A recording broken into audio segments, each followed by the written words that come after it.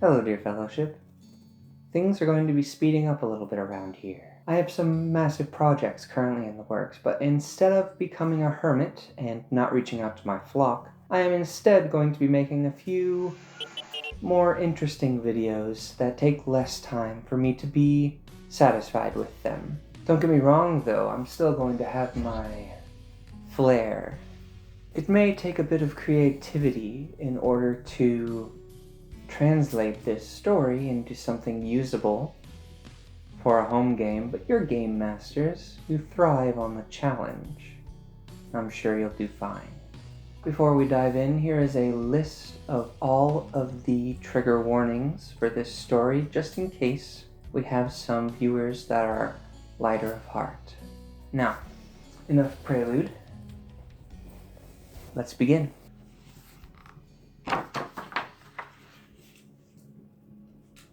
The Lost Family and the Found Fear. It was a crisp, bitter evening when Holly finally made her way into a clearing with her adventuring party. The sun was already setting, and with how dangerous this neck of the woods tended to be, there was no hope of a campfire to warm their chilled bones. Cold rations and a boringly quiet evening were all she had to look forward to. She couldn't even fall asleep as soon as she wanted, because with her lack of night vision, she had gotten saddled with first watch duty the day she joined up with her companions. The majority of the past 6 years had been spent on the road with this ragged group, and over that time they had become close friends for the most part. Eating, sleeping, investigating, and fighting the terrors of the world with the same group of people did a hell of a job bonding poor Holly Hulberry, the halfling healer, to these ruffians in shining armor. These were, for better or worse, her family now. She had no one else anyways. Neither did they. That's why it was so strange then, after the evening wound down and she had taken her watchful seat at the center of camp, that she felt a sharp pang of loss. Deep in her soul, she felt as if something, or someone, had been stolen from her. This was true, of course, but that was a long time ago. It had been 2 decades or more since Holly was that terrified little girl, but that pain had the benefit of time patching the scars and dulling the regret. This was different. This was fresh, like she was watching her family die in front of her eyes all over again. Holly stood quickly and surveyed the forest as best she could in the dwindling moonlight. She strained her ears, listening for anything that could give away a predator, or worse, another person. She saw nothing in the darkness between the trees, but that was normal. What wasn't normal was that she didn't hear anything either. Not a rustle of leaves, not a gust of wind, not a howl of a nocturnal creature far away. Just her own heavy breathing and the clank of metal as she drew her warhammer from its holster. The silence was deafening, and only stood to punctuate the lasting pang of sadness and fear that was filling her. She stepped forward and raised her hammer, crouching low and steady. She wished more than anything to wake her companions and save herself from this. She got the overwhelming sense, however, that if she broke the deafening silence, something terrible would happen to them. As much as she longed to be comforted and protected, in this moment, this was her task alone. So, slowly and methodically, she crossed over the sleeping companions before making her way past the barrier of those dark trees. She wasn't entirely sure the path was there when they set up camp, but at this point, she wasn't even sure she could trust her own senses to tell her that. So, keeping her hackles up and her weapons raised as she crept along was only natural. Achingly slowly, she made her way down the path, leaving behind the pale moonlight of the clearing, away from what remaining comfort she had, from her friends and the only people who knew her, wordlessly plunging herself into a wholly unnatural silence. It's strange when one cannot hear or see anything. One assumes they must be going forward, because one can feel their tired legs moving, their arms stiff from keeping a blunt object held at the ready, their breath heaving in their chest. But Holly wasn't sure of anything. Having looked back many times, she could still faintly see the opening of the clearing that led to her friends, her safety. but it had been a while since the light was anything more than a speck in the distance. A bit of sadness was still there, of course, but she was starting to get more annoyed than anything at just how far this darkness and silence were willing to go. Surely this was the work of some mage toying with their prey. Surely it was some form of trickery, of malice on the part of the sadistic weaver of fates. Surely nothing without a conscience would create something so unsettling. Surely she would find this magic source, its wicked carver, and... well, she was not sure yet what she could even do to them. Surely something, though. Something must be done. Something. It was a comforting lie, at least.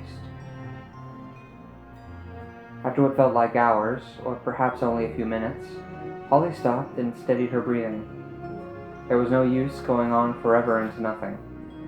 She attempted again to use her senses to glean anything useful. Sight? Nothing but the speck of light behind her. Hearing? Nothing but the blood pounding in her ears and the breathing she just settled. Touch? Nothing but the hammer's hilt in her sweaty palm, the dirt beneath her bare feet, and her clothes pulling gently downwards on her shoulders. Taste? Nothing but the aftertaste of the stale rations that lingered at the back of her throat. Smell? Nothing unusual for a forest. Rotting wood, pine, moss, freshly turned soil, and other earthly smells that she had come to love while traveling. She could tell that there were likely some good floral herbs just off the path to her left. If she made it through this, she would have to come back and pick some for the next warm meal they would have. Focusing on the one familiar thing in her vicinity, she sat down, eyes closed, hammer laid across her lap, and began to meditate on the aroma of the forest around her.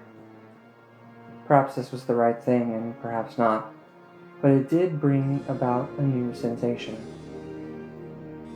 She began to smell something delicious in the distance. As she sat there, puzzled, the aroma came into a sharper focus. A meal she and her companions had cooked many times before. A simple stew with potatoes, carrots, various wild veggies, and bits of whatever meat they were able to hunt that evening.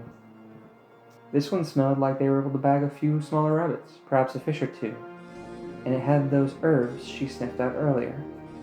It smelled fantastic, which startled her more than she anticipated.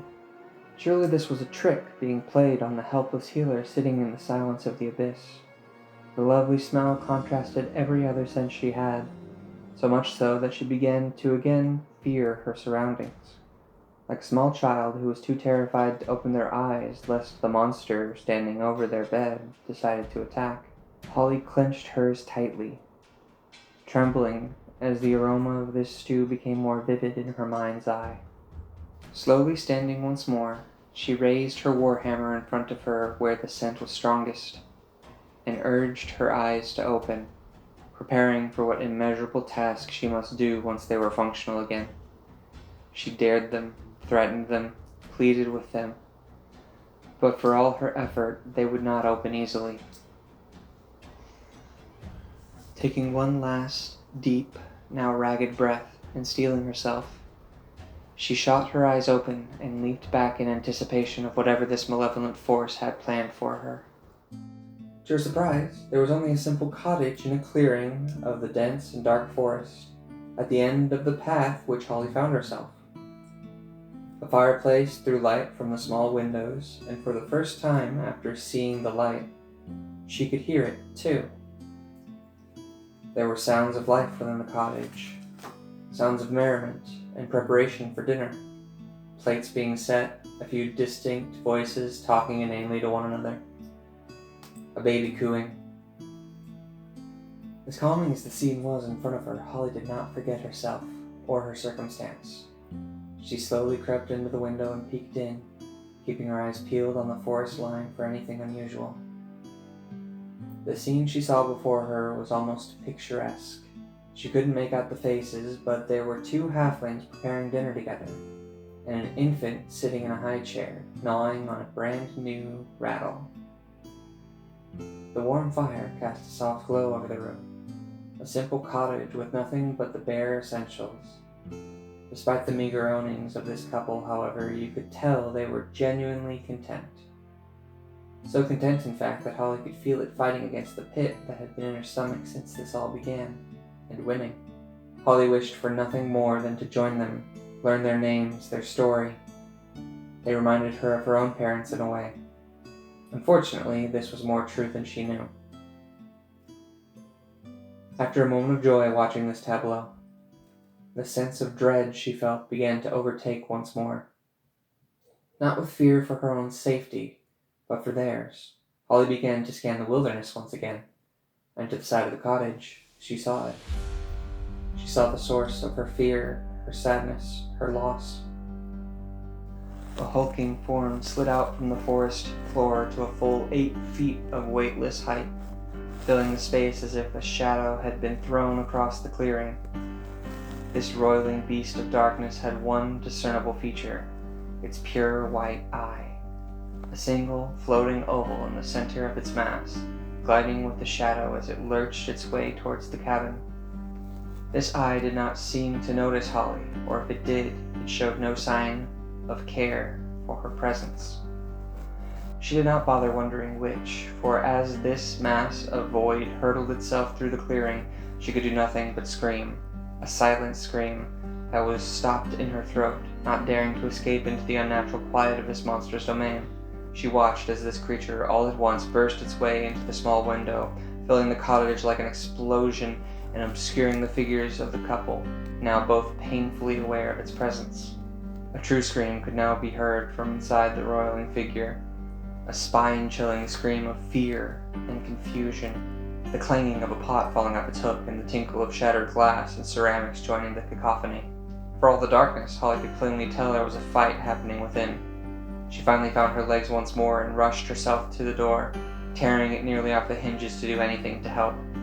She leapt into the darkness and began to swing wildly, recklessly and pointlessly in the dark, connecting with nothing and no one as she swung.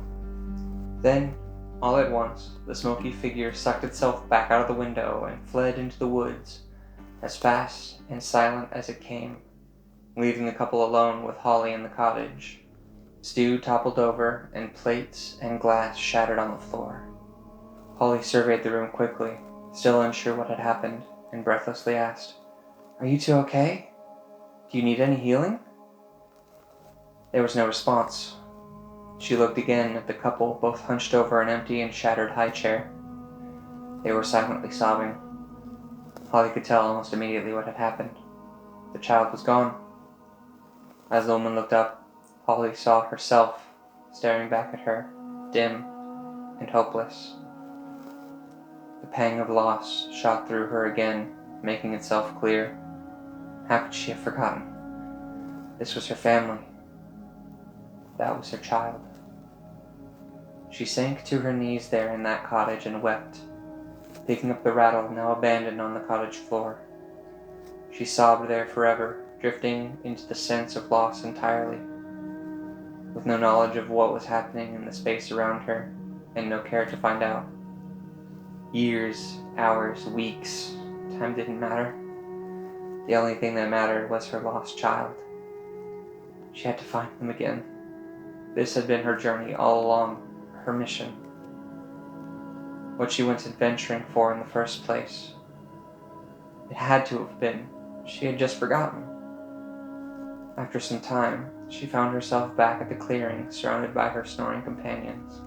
The pain still lingered in her heart, but her legs were firm beneath her, and her ears were clear to hear the forest song once again.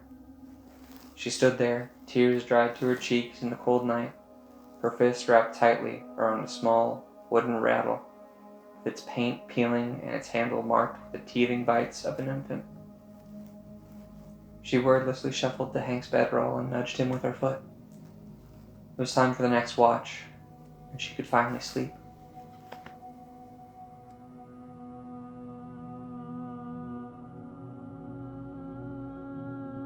Now, I hope this evocative tale has given you some ideas for perhaps a monster or a magic item that you could implement into your own game. If you wish to hear the rest of the tale of Holly and her companions, perhaps I'll write more, but it really depends on how well this video does. But before then, you can find a YouTube short that I've done called The Lost One's Rattle that I'll link in the description that tells a little bit more about what this magic item does. If you did not know, I've been doing daily YouTube shorts where I display a new magic item, all written by me. I'm quite proud of them so far. Put a lot of editing into it.